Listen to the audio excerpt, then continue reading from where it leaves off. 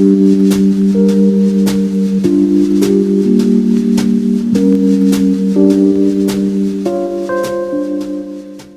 now, we are at the Porter, downtown Hattiesburg. They were nice enough to let us hang out, and later on, we've scheduled a little like a beer flight testing, and we're just gonna try some of the beers they have in house, and you know, give an honest opinion on what they taste like. I really like beer. I know my boys kind of dabbling in that shit. So. And I'm just, I'm just an alcoholic. Stop playing. Y'all send the topic to me. What y'all want us to talk about? What y'all want us to talk about? Yes, send in Send any the topic. topic We'll talk about anything. It don't matter. So this is one thing though that I noticed while I was online and I was just watching videos about the whole mail-in ballot thing. Like, pretty much what has been going on is one side is saying that mail-in ballots is going to be riddled with fraud and the potential for people to cheat and, like, you know, kind of win the election through some shady shit. And then the other side is like, well, no, mail-in ballots have been around since the Civil War. This is a viable option for us to check out, right? And to use in times like this. Obviously, it's kind of difficult for us to go and stand in long lines, while also, you know, dealing with the social distancing thing, right? So you'd have to separate people in line, and then you'd have to put them inside of the building to actually vote in a specific type of way. It would be kind of hard, right? So this is an Ace. This is from California, right? We got the guava. We're gonna try that in a little bit, right? But right now what we're drinking is called a Love Bug, and this one's a little bit closer to home. It's out of Lafayette. It's out of Lafayette? Yeah, this is out of Lafayette. It's pretty good. This one's a sour. No. Okay, so we got a suggestion of what we should talk about. What's up? Okay, so you watched Atlanta, right? Atlanta, Childish Gambino? Childish Gambino, Atlanta. Who all watches Atlanta? Yo, about to talk about it.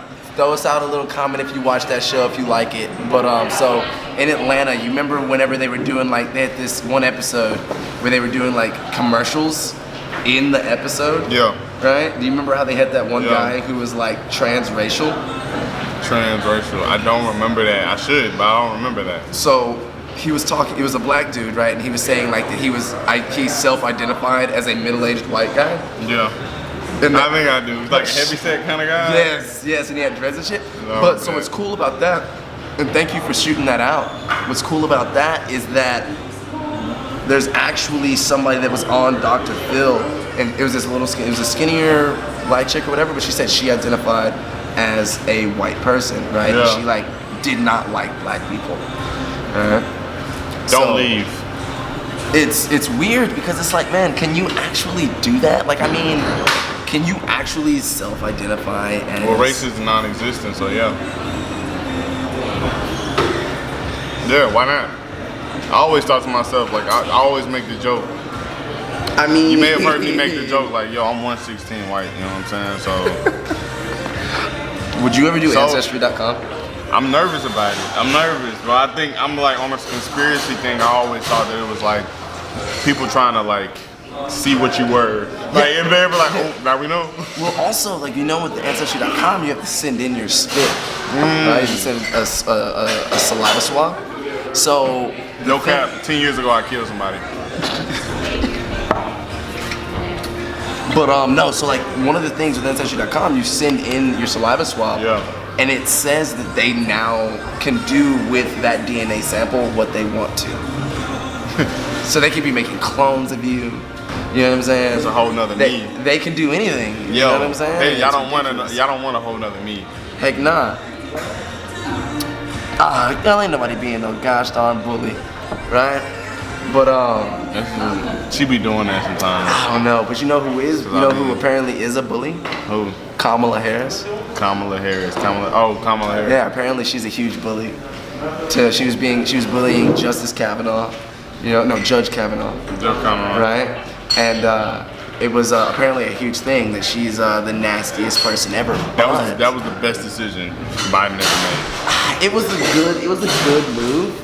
But like at the same time though, how are you gonna, and I'm talking from the opposition, I'm not gonna say any names, I'm not gonna say any political associations, I'm just gonna say it from the other side, right?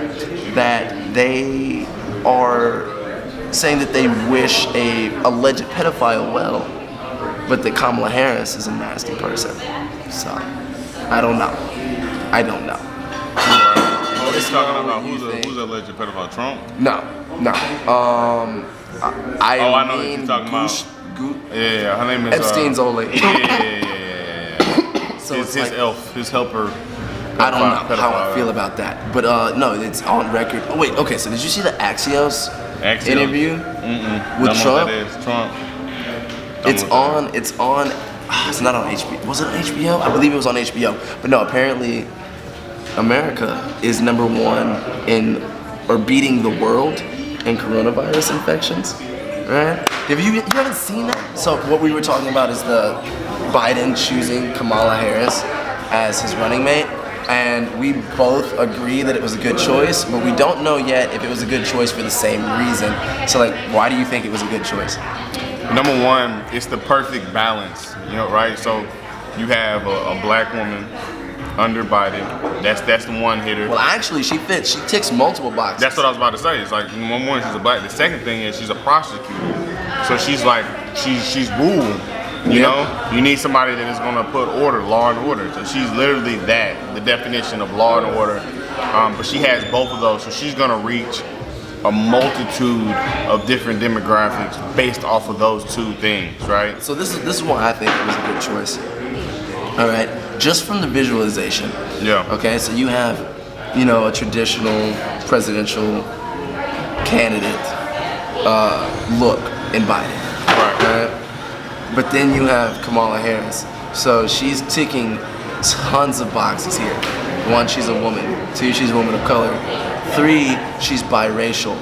4, she actually has some type of background in the system, you know what I'm saying? So she's hard on crime, which I actually really like because I feel like that would have been used against her heavily had she not done that. Previously, right? So they say that she's responsible for incarcerating large amounts of people in California, which is where she did a lot of her stuff. Yeah. But, I mean, at the same time, being hard on crime has been pretty popular since the Reagan era, right? So, talking about the DARE program, right? So, this is something that in America we tend to favor are strong leaders, people that aren't afraid to make examples out of individuals. And I feel like for her and her look, it was absolutely necessary. And for somebody in the Democratic Party to express being tough on crime, it's a good mess. Let's just keep it real. They're already pulling out the birtherism. Same thing they did with Obama. You know what I mean? Talking about whether or not she's Jamaican and Indian. But they're trying to say that she's not a citizen. It's already come out. Yeah. I don't think that's like. I don't think it's gonna work as well. I mean, just because if you just listen to her talk, you know what I mean? Just like when you compare it to President Obama, my real president. when you compare, is black. when you Lambo is blue. Thank you for joining, Miss Kennedy. What's going on? How are you? How are you doing? But yeah, when you compare it to Obama's situation. She's so articulate that I don't think that's going to actually matter. I don't think that's going to even be an issue. I think it is going to be an issue.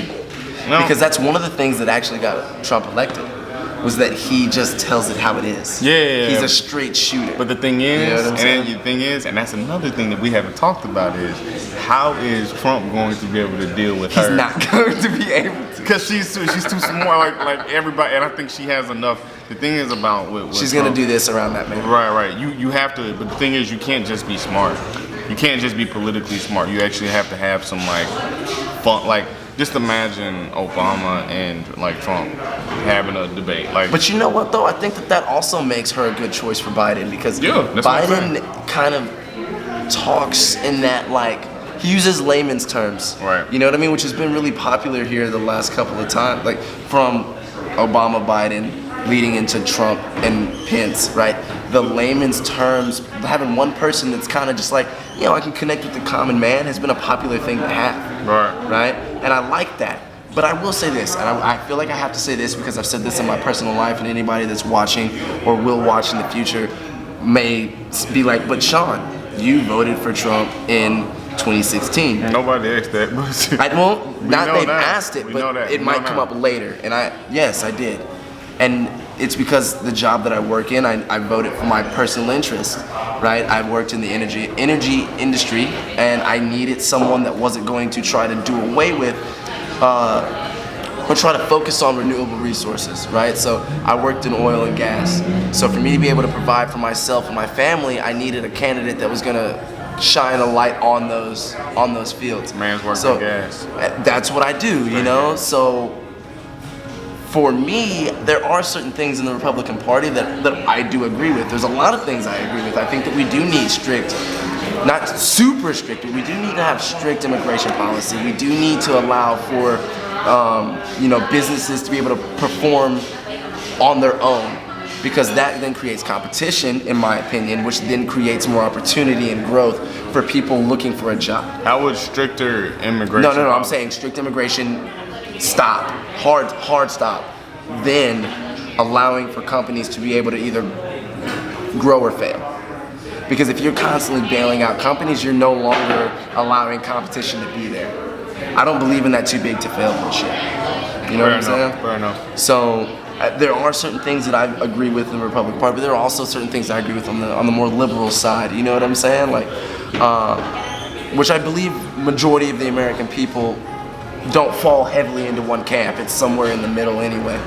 You know what I'm saying? It's got that 50 Shades of Grey. I mean, I think everybody honestly, realistically, everybody just wants to provide for their family and be as successful as possible. Yeah, without having a ridiculous amount of hurdles put in front of them. Right. You know what I'm saying? But I also do, like you said, like bailouts. I don't understand. Okay, so that's another thing is, and this is my problem with the establishment as it is right now.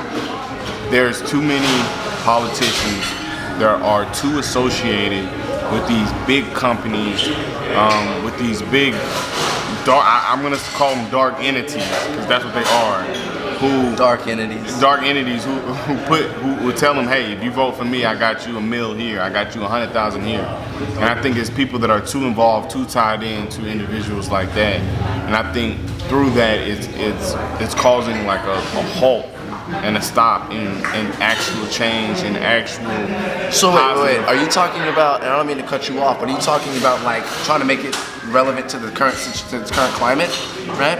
So like how they are people saying that, well, the government wants to use the coronavirus to try to, I'm not talking, use it as a political tool. I don't believe that, because a lot of politicians have their hands in stock markets. They may be doing that. I'm not even talking about that. I'm saying that I'm talking I don't about think bills. that's a I'm thing. talking about bills being given to politicians. Like, this is a bill. Oh, well, I mean, and I want you that's to what's going on. Right. That's my problem. I don't feel comfortable with a corporation giving a bill to a senator, giving a bill to a person that's working in Congress, attempting to get it passed out, and they're having, because they have their hands in right, and they're having dinner meetings. I'm not cool with that, because with that it brings, number one, it brings inequality in itself, because these companies are not looking out for anybody but themselves.